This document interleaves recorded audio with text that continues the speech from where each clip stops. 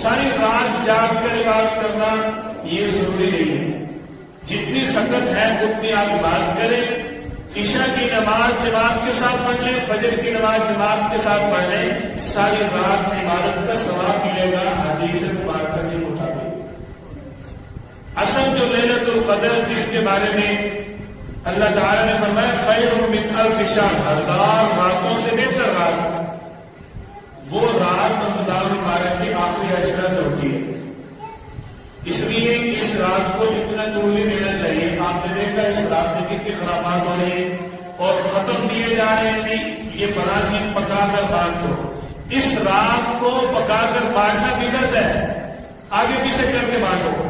کیوں؟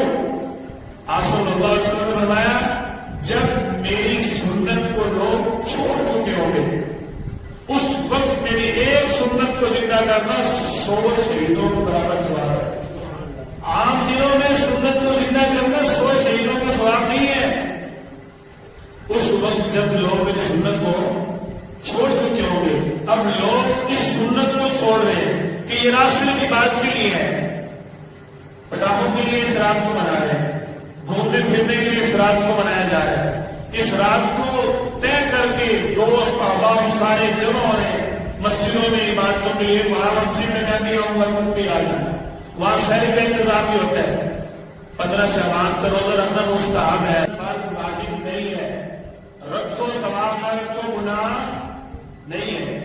اس رات کے اندر جو یہ کھانا پکانا, بانٹنا, تقسیم کرنا, جس کا شریعت کے اندر بالکل کسی قسم کا کوئی وجود نہیں بلکہ اسلام کے خلاف ہے. کیوں؟ آپ صلی اللہ علیہ وسلم سنت ہے صرف عبادت کرنا, اور ہم اس رات کے اندر پٹاخے اور کھانا پکانا, رشتے داروں کو ملنا, محفلیں کروانا, یہ ان چیزوں سے بچنا چاہیے. اللہ